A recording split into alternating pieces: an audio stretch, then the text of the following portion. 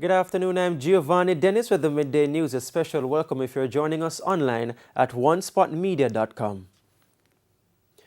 Consultant sociologist and university lecturer Georgia Crawford Williams is urging the government to use alternative measures to help contain the spread of COVID-19.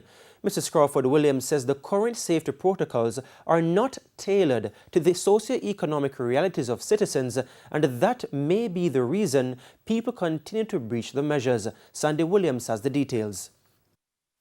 Despite the increased number of COVID-19 cases and the rising death toll from the COVID-19 virus, people insist on breaching the safety protocols implemented by the government. Consultant sociologist and university lecturer Georgia Crawford Williams says it may be challenging for some people to adhere to the measures for the purpose of survival. Mrs. Crawford Williams explains that in order for the measures to work, they must be tailored to the socio-economic realities of the citizens. I'll give you an example.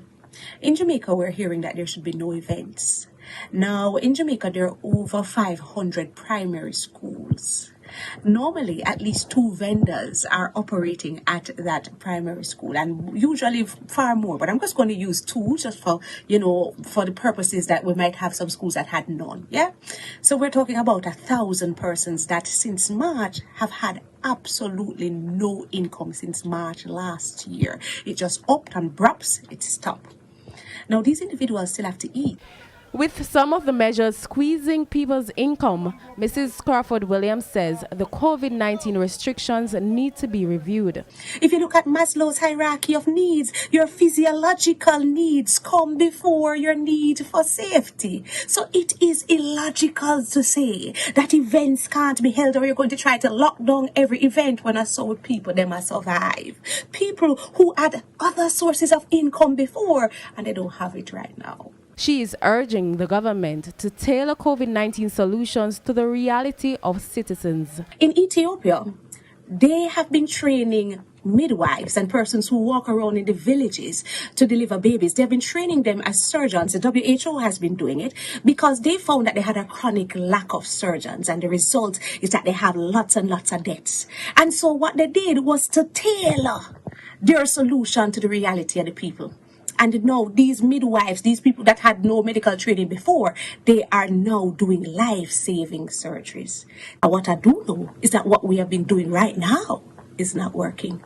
So we have to try something new. Sandy Williams, TVJ News. Jamaica has secured an additional 20,000 Moderna vaccines for immunizing against COVID-19.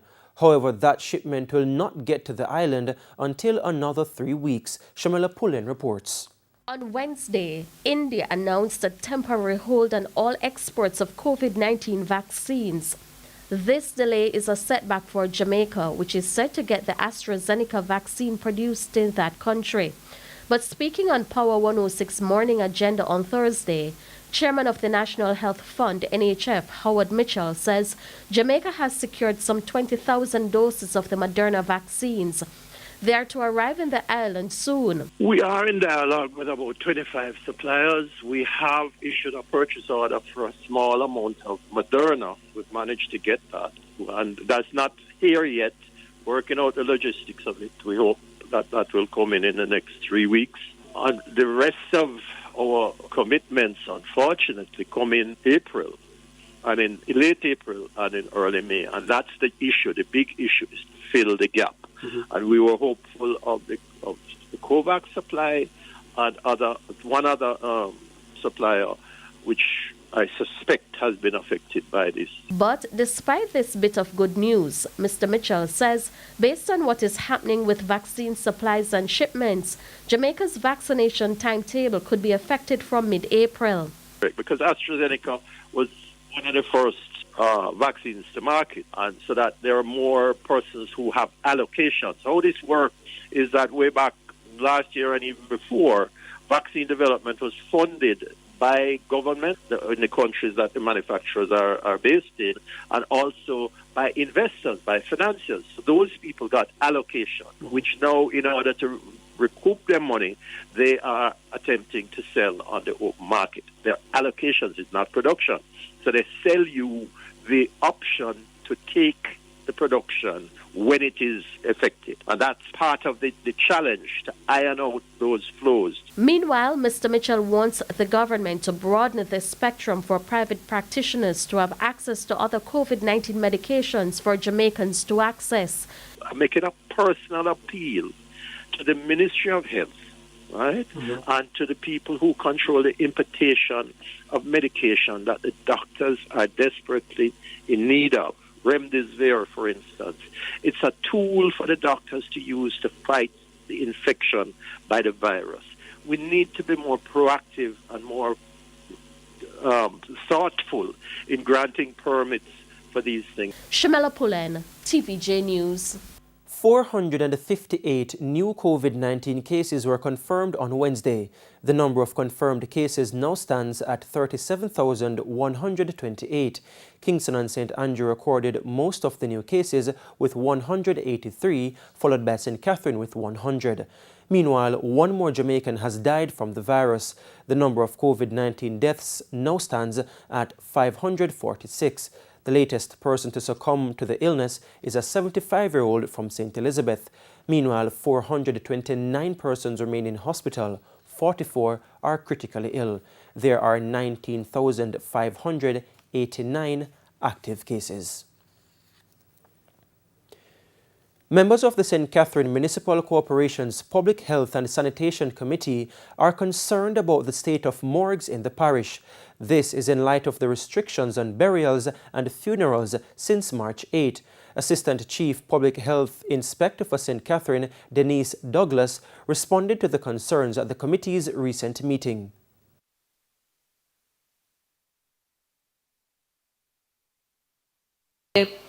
Public health officers are in fact monitoring all morgues or facilities that store human remains, and we should be able to provide you with a report shortly, because we're still in the process of monitoring the morgues. But so far we have not found any major issue as yet. Under the recent amendments to the burial orders, interments are now permitted effective Wednesday. Burials are now only allowed Mondays to Fridays, except on holidays, from 9 a.m. to 4 p.m., lasting no more than 30 minutes. And it's now time for a break here on the Midday News, but please stay with us. We'll have much more when we return.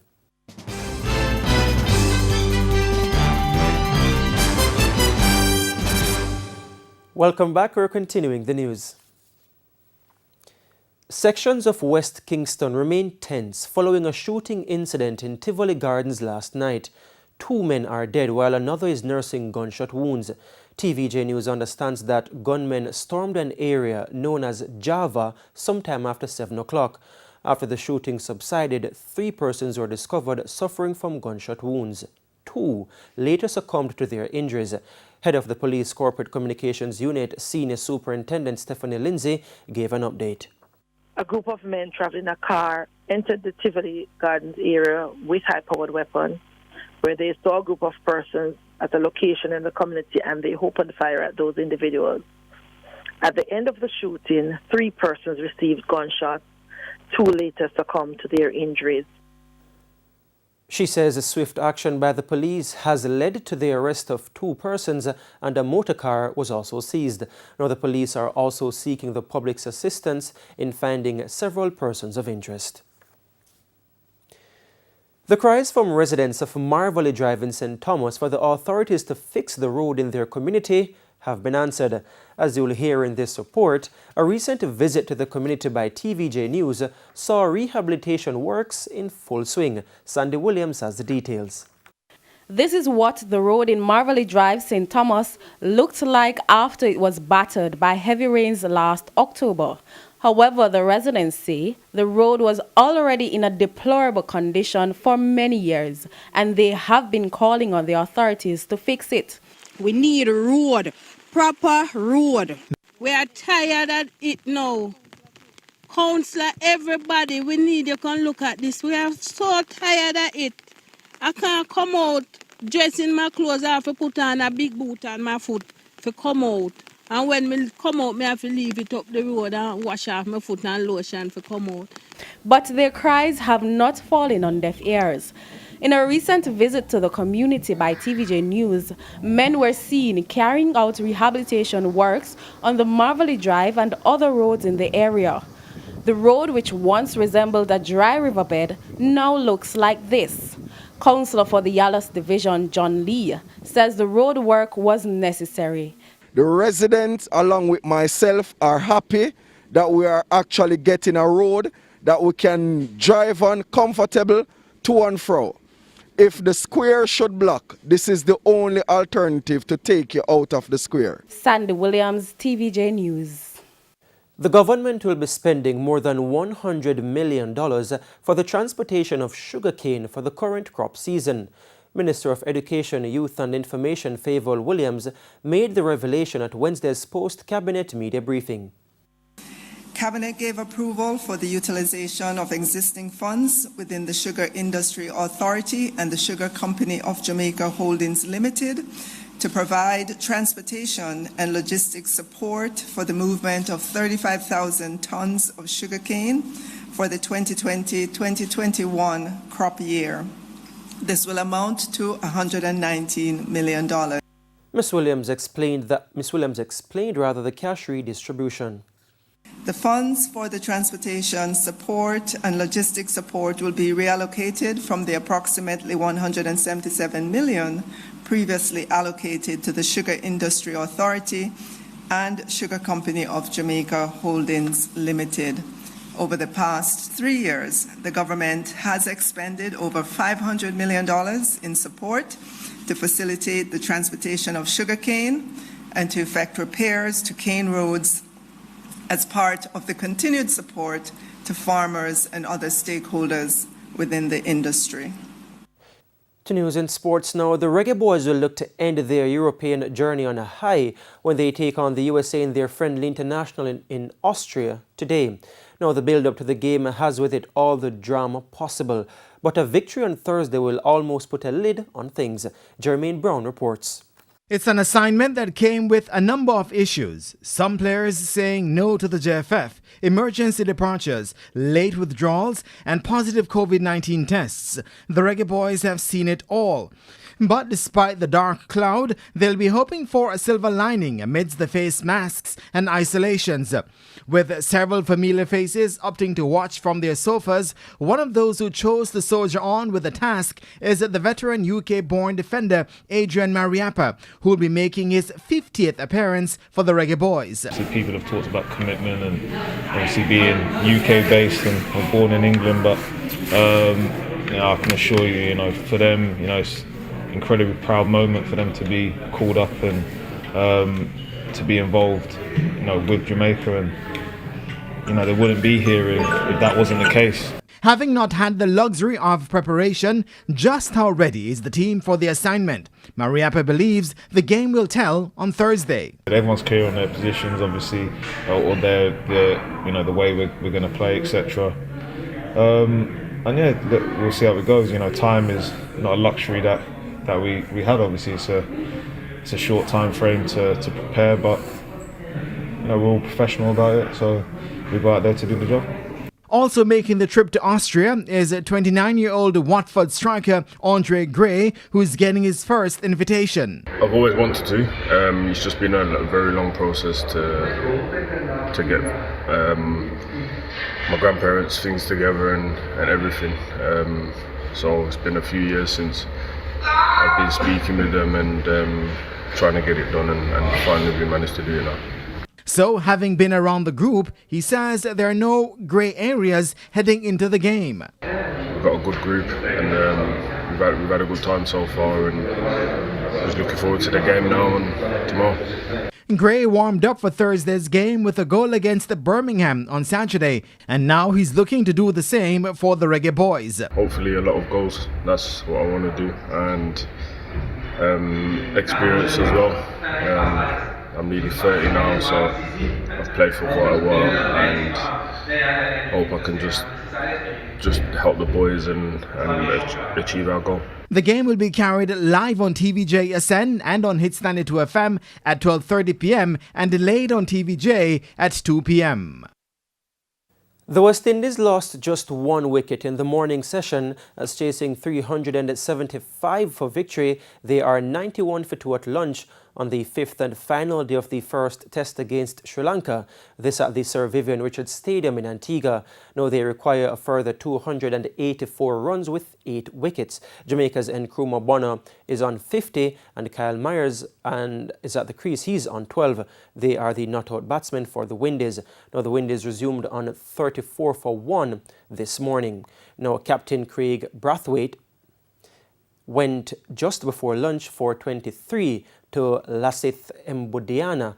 Vishwa Fernando is the other wicket taker for the Sri Lankans. Now scores in the match: Sri Lanka 169 and the West Indies 271 and 91 for 2. Now just to give you the very latest in the game, the West Indies are now actually 107 for 2 after lunch. Bonner is on 50 and Kyle Myers on 17. And that's the Midday News. I'm Giovanni Dennis. Join us at 7 for Primetime News. On behalf of the news, sports and production teams, have a good afternoon.